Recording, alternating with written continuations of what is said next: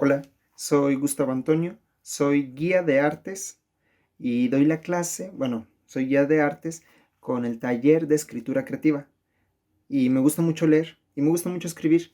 Y leyendo, cuando yo estaba en la secundaria, cuando me empezaba a gustar, una maestra nos puso a leer a Edgar Allan Poe con narraciones extraordinarias. Y a mí me parecía bastante aburrido el tipo, ¿no? Como que iba muy lento, como que no daba miedo, como que... No, pero entre los cuentos que leíamos, hubo uno que no nos pidió la maestra, porque ella siempre nos pedía los más largos, ¿no? Para que leyéramos más, porque en ese tiempo se creía que leer mucho era leer bien, todavía. Y entre uno de los que no nos pidió, había uno muy oscuro que me gustaba mucho, llamado El gato negro. Y eso es lo que vamos a leer hoy, El gato negro de Edgar Allan Poe. Por, por demostrar que la literatura tiene que ser emocionante, no tiene que ser leer mucho, sino tiene que ser lo que nos guste. Y a mí me gusta mucho El gato negro. Pero bueno, antes de empezar con El gato negro, que es un cuento que habla sobre un asesinato, vamos a leer un poco de Crímenes ejemplares de Max Aub para Tentempié, para abrir apetito. Este libro se lo tomé prestado a Poncho, él me lo prestó, de su escritorio, ya hace un semestre creo. Así que gracias. Así que vean que es algo de material que está en la secundaria. Empiezo con uno. Son minificciones. Como pueden darse cuenta, tardan un párrafo en leerse. Va así. Me sacó 7 veces seguidas a bailar, y no valía argucias. Mis padres no me quitaban el ojo. El imbécil no tenía la menor idea de lo que era el compás. Y le sudaban las manos. Y yo tenía un alfiler. Largo, largo. Se acaba el cuento ahí, ¿no? Me encantan las minoficciones porque son como un iceberg, ¿no? Todos los buenos cuentos lo son. Tienen la punta del iceberg afuera del agua, pero por debajo del agua hay 7/8 de iceberg que no vemos. 7/8 de cuento que tú tienes que hacer en tu imaginación. Aquí solamente vimos el inicio de esta historia. Pero bueno, todos estos cuentos son declaraciones de asesinatos, para que vean de qué van. Va uno más. Aquí está. Era imbécil. Le di y le expliqué la dirección 3 veces, con toda claridad. Era sencillísimo. No tenía sino que cruzar la Reforma a la altura de la 5ª cuadra, y las 3 veces se embrolló al tener que repetirla. Le hice un plano clarísimo. Se me quedó mirando, interrogante. Pues no sé. Y se alzó de hombros. Había para matarlo. Lo hice. Si lo siento o no, es otro problema. Fin, ¿qué tal? Nuevamente nos preguntamos quién está matando a quién y por qué. Y ahí está la historia, ahí está la narración. Y me encanta porque es un texto al que podemos acceder todos, todas, a pesar de que quizá no nos guste leer. Un párrafo lo leemos todos, hasta la etiqueta del baño, ¿no? Del champú en el baño. Va, uno para finalizar y ya después vamos con Narraciones extraordinarias de Edgar Allan Poe, El gato negro. Va así. Si el gol estaba hecho, no había más que empujar el balón con el portero deslocado. Y lo envió por encima del larguero, y aquel gol era decisivo. Les dábamos en toditititala a esos de la nopalera. Si de la patada que le di se fue al otro mundo, que aprenda allí a chutar como Dios manda. ¿Qué tal? Nuevamente nos preguntamos quién es el asesino y por qué lo hace y a quién asesina, ¿no? Pasa que luego esos temas son bastante polémicos, ¿no? Y son bastante censurables, como los cuentos de terror que decimos, no, pero que no sea tan feo. Pero a mí a esa edad era lo que me gustaba. Y hubo una situación en la que un compañero de mi secundaria se quejaron sus padres. Pero, pero es literatura. Al final de cuentas, la literatura lo que debe de buscar, trato de justificar ese tipo de textos, es que comprendamos al humano. Y lo comprendamos como es, no lo tratemos de maquillar de, ay no, el humano es bueno siempre. No, no, no, comprendámoslo como es. Creo que eso tiene la juventud de genial, que es como es, no busca maquillarse con exigencias adultas. Pero bueno, vamos a leer El gato negro de Edgar Allan Poe. Solo que primero tengo que encontrarlo. 439.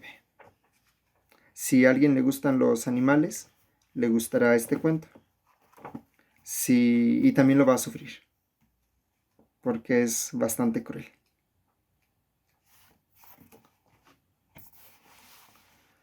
No espero, ni remotamente, que se conceda el menor crédito a la extrañeza, aunque familiar historia que voy a relatar. Entonces está contado en primera persona. La persona que lo cuenta es un personaje y es el protagonista del relato. Sería verdaderamente insensato esperarlo, cuando mis mismos sentidos rechazan su propio testimonio. Ni siquiera él mismo se lo cree. No obstante, yo no estoy loco, y ciertamente no sueño. Pero, por si muero mañana, quiero aliviar hoy mi alma. Me propongo presentar ante el mundo clara y súcitamente y sin comentarios una serie de sencillos sucesos domésticos. Por sus consecuencias, estos sucesos me han torturado, me han anonadado. Con todo, solo trataré de aclararlos. A mi solo horror me han causado. A muchas personas parecerá tal vez menos terribles que estrambóticos. Quizá más tarde surja una inteligencia que dé a mi visión una forma regular y tangible, una inteligencia más serena, más lógica y, sobre todo, menos excitable que la mía, que no encuentre en las circunstancias que relato con horror más que una sucesión de causas y efectos naturales. Estamos ante un personaje bastante atormentado por lo que nos va a narrar, que le causa terror y desasosiego y muy torturado por ello. Pero sabe que algo de lógico ha de tener. La docilidad y la humanidad fueron mis características durante mi niñez. Mi ternura de corazón era tan extremada que atrajo sobre mí las burlas de mis camaradas. Sentía extraordinaria afición por los animales, y mis parientes me habían permitido poseer una gran variedad de ellos. Pensaba en su compañía casi todo el tiempo, y jamás me sentía más feliz que cuando les daba de comer o los acariciaba. Esta singularidad de mi carácter aumentó con los años, y cuando llegué a ser un hombre, vino a constituir uno de mis principales placeres, el tener mascotas. Para los que han profesado el afecto de un perro fiel e inteligente, no es preciso que explique la naturaleza o la intensidad de goces que éstos pueden proporcionar. O sea, si tú conoces algún perro bastante fiel, ¿para qué te explico lo que es su amor? Hay en el desinteresado amor de un animal, en su abnegación, algo que va derecho al corazón, del que ha tenido frecuentes ocasiones de experimentar su humilde amistad, su fidelidad sin límites. Yo me casé joven y tuve la suerte de encontrar en mi esposa una disposición semejante a la mía, los mismos gustos. Observando mi inclinación hacia los animales domésticos, no perdonó ocasión alguna de proporcionarme los de las especies más agradables. Teníamos, chéquense, pájaros, un pez dorado, un perro hermosísimo, conejos, un pequeño mono y un gato. Aquí empieza el misterio. El último animal era tan robusto como hermoso, completamente negro, y una sagacidad maravillosa. Respecto a su inteligencia, mi mujer, que en el fondo era bastante supersticiosa, hacía frecuentes alusiones a la antigua creencia popular, que veía brujas disfrazadas en todos los gatos negros. ¿Han escuchado ese mito? ¿Esa superstición? Pues este gato daba ese miedo. Esto no quiere decir que ella tomase esta preocupación muy en serio, y si lo menciono es sencillamente porque me vienen a la memoria en este momento. Plutón. Este era el nombre del gato. Era mi favorito, mi camarada. Yo le daba de comer y él me seguía por la casa a donde quiera que yo iba. Esto me tenía tan sin cuidado que llegué a permitirle que me acompañase por las calles. Nuestra amistad subsistió así muchos años, durante los cuales mi carácter, por obra del demonio de la intemperancia, es decir, del poco control de lo que quiere, es decir, la bebida. Por obra del demonio de la intemperancia, mi carácter, aunque me avergüence confesarlo, sufrió una alteración radical. Me hice de día en día más taciturno, más irritable, más indiferente a los sentimientos ajenos. Llegué a emplear un lenguaje brutal con mi mujer. Nota, Edgar Allan Poe, el escritor del cuento, muere en un estado muy deplorable. Muere con delirium tremens, que es una enfermedad que da, una enfermedad mental, cuando se toma mucho. Así que murió bebiendo mucho. Muy enfermo el señor. Más tarde, hasta la injurié con violencias personales a su mujer. Mis pobres favoritos, los animales, naturalmente sufrieron también el cambio de mi carácter. No solamente los abandonaba, sino que llegué a maltratarlos. El afecto que a Plutón todavía conservaba me impedía pegarle, así como no me daba escrúpulo de maltratar a los conejos, al mono y aún al perro. A ellos sí los maltrataba. Pero por acaso o por cariño se me seguían atravesando en mi camino. Mi enfermedad me invadía cada vez más, pues, ¿qué enfermedad es comparable al alcohol? Y, con el tiempo, hasta el mismo Plutón, que mientras tanto envejecía y naturalmente se iba haciendo un poco desapacible, empezó a sufrir las consecuencias de mi mal humor. Va escalando, va escalando. Esperen un momento más si les está aburriendo.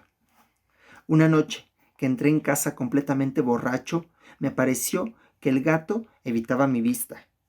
Lo agarré, pero espantado de mi violencia, me hizo en la mano con uno de sus dientes una herida muy leve.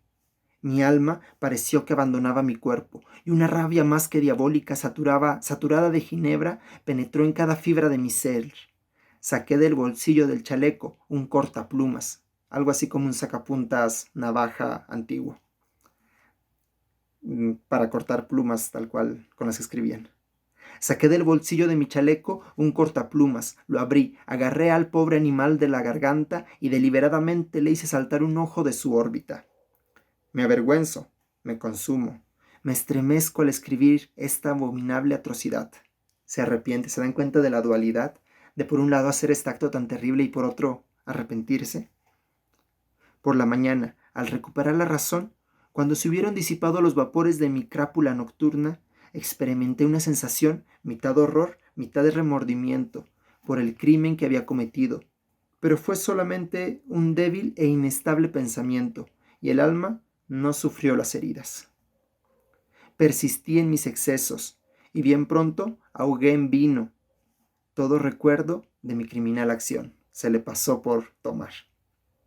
El gato sanó lentamente. La órbita del ojo perdido presentaba, en verdad, un aspecto horroroso.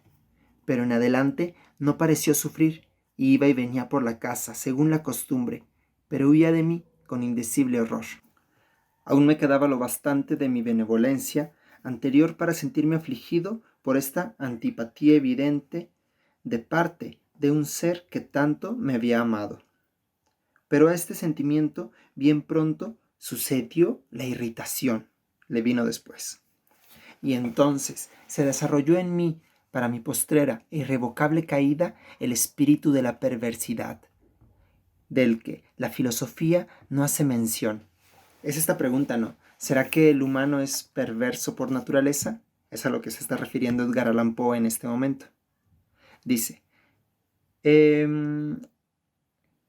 se desarrolló en mí, para mi postrera e irrevocable caída, para su fin, se desarrolló en él el espíritu de la perversidad, del que la filosofía no hace mención, así como luego queremos con la literatura, que no haga mención de la perversión.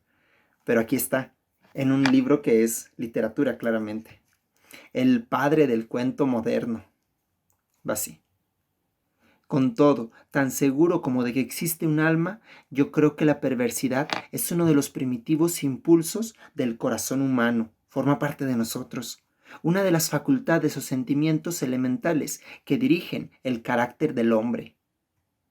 ¿Quién no se ha sorprendido 100 veces cometiendo una acción sucia o vil por la sola razón de saber que no la debía de cometer? No quiero sonar mal, solamente digo que eso dice Edgar Allan Poe. Ya cada uno de ustedes podrá contemplarlo o considerarlo. Yo pienso que el humano es 1000 veces de un alma o de un espíritu o de una naturaleza buena. Pero es cierto que hay algunas cosas que son difíciles de catalogar. Si no, habríamos de hacer la pregunta, ¿por qué hay tanta maldad? Continúa. No tenemos una perpetua inclinación, no obstante la excelencia de nuestro juicio, a violar lo que es ley, sencillamente porque comprendemos que es ley. Este espíritu de perversidad, repito, causó mi ruina completa. El deseo ardiente, insondable, del alma de atormentarse a sí misma, de violar la propia naturaleza, de hacer el mal por el amor al mal, me impulsaba a continuar el suplicio a que había condenado al inofensivo animal. Una mañana, a completa sangre fría, le puse un nudo corredizo alrededor del cuello y lo colgué de una rama de un árbol. Lo ahorqué, con los ojos arrasados de lágrimas, experimentando el más amargo remordimiento en el corazón. Lo ahorqué, porque me constaba que me había amado y porque sentía que no hubiese dado ningún motivo de cólera. O sea, que era un animal bueno, que no me hubiera hecho sentir mal por nada del mundo. Lo ahorqué porque sabía que haciéndolo así cometía un pecado mortal, que comprometía mi alma inmortal al punto de colocarla, si tal cosa fuese posible, fuera de la misericordia infinita del Dios misericordioso y terrible. Ahí lo tenemos. Este personaje se enfrenta a lo más oscuro de sí, y eso debe de hacer la literatura, en enfrentarnos a aquello que luego no queremos enfrentarnos, mostrarnos un mundo que necesita de nuestra inteligencia para abordarlo. Continúa. En la noche que siguió al día en que fue ejecutada esa cruel acción, fui despertado a los gritos de fuego. Las cortinas de mi lecho estaban convertidas en llamas, toda la casa estaba ardiendo, con gran dificultad escapamos del incendio mi mujer, un criado y yo. La destrucción fue completa, se aniquiló toda mi fortuna, y entonces me entregué a la desesperación. No trato de establecer una relación de causa con el efecto ante la atrocidad y el desastre.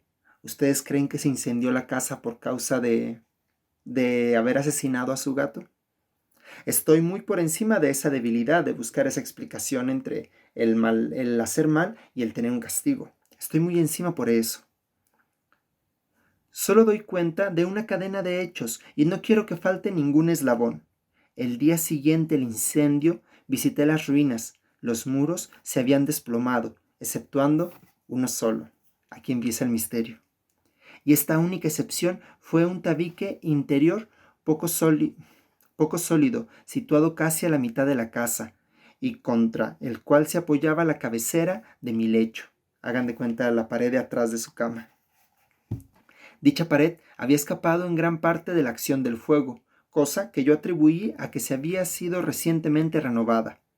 En torno a este muro se agrupaba una multitud de gente, y muchas personas parecían examinar algo muy particular, con minuciosa y viva atención. Las palabras extraño y singular, y otras expresiones semejantes excitaron mi curiosidad. Me aproximé y vi, a manera de un bajorrelieve esculpido sobre la blanca superficie, la figura de un gato gigantesco. La imagen estaba estampada con una exactitud verdaderamente maravillosa. Había una cuerda alrededor del cuello del animal. Al momento de ver esta aparición, pues como a tal, en semejante circunstancia, no podía por lo menos que considerarla, mi asombro y mi terror fueron extraordinarios. Una aparición ya empieza a ser algo sobrenatural. Pero al fin, la reflexión vino en mi ayuda. Aquí está, el hombre tratando de hacer que la razón explique aquello horroroso y darnos cierta tranquilidad. Recordé entonces que el gato había sido ahorcado en el jardín continuo a la casa. A los gritos de alarma, el jardín habría sido inmediatamente invadido por la multitud, y el animal debió de haber sido descolgado del árbol por alguno y arrojádolo en mi cuarto a través de una ventana abierta. Esto seguramente había sido hecho con el fin de despertarme. La caída de los muros había aplastado a la víctima de mi crueldad, y en el yeso recientemente extendido, la cal de este muro combinada con las llamas y el amoníaco desprendido por el cadáver habrían formado tal imagen, es decir, la mancha del gato impreso en la pared de atrás de su habitación, de atrás de su cama. Había formado tal imagen, tal como yo la veía. Merced a este artificio, logré satisfacer pronto mi razón, mas no puedo hacerlo tan rápidamente con mi conciencia, porque el suceso sorprendente que acabo de relatar se grabó en mi imaginación de una manera profunda. Hasta pasados muchos meses no pude desembarazarme del espectro del gato, y durante este periodo envolvió mi alma un semisentimiento muy semejante al remordimiento. Llegué hasta llorar la pérdida del animal y a buscar en torno mío, en los tugurios miserables, en los bares, que tanto frecuentaba habitualmente, otro favorito de la misma especie y de una figura parecida que lo reemplazara. Ocurrió que una noche que me hallaba sentado, metido, aturdido en una taberna más infame, fue repentinamente solicitada mi atención hacia un objeto negro, que reposaba en lo alto de los inmensos toneles de ginebra o de ron que componían el principal ajuar de la sala. Toneles, barriles.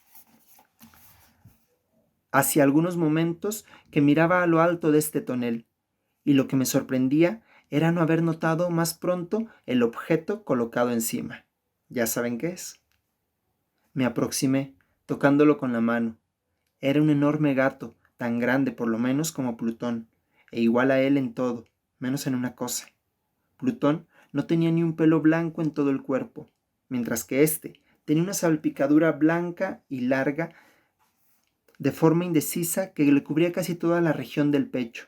No bien lo hube acariciado cuando se levantó súbitamente y prorrumpió en un continuado ronquido. Se frotó contra mi mano y pareció muy contento de mi atención. Era pues el verdadero animal que yo buscaba. Al momento propuse al dueño de la taberna comprarlo, pero éste no se dio por entendido. Yo no lo conocía, ni lo había visto nunca antes de aquel momento. Continué acariciándolo, y cuando me preparaba a regresar a mi casa, el animal se mostró dispuesto a acompañarme. Le permití que lo hiciera, agachándome de vez en cuando para acariciarlo durante el camino. Ahí está, empieza a volver a entrar este elemento misterioso a la historia, que ya anteriormente le sacó un ojo y lo colgó. Así que vamos a ver qué pasa. Cuando estuvo en mi casa, se encontró como en la suya y se hizo enseguida amigo mío y de mi mujer. Por mi parte, bien pronto sentí nacer antipatía ante él. Era casualmente lo contrario de lo que había esperado. No sé cómo ni por qué sucedió esto. Su empalagosa ternura me disgustaba, fatigándome casi. Poco a poco, estos sentimientos de disgusto y fastidio se convirtieron en odio. Hasta aquí le vamos a dejar.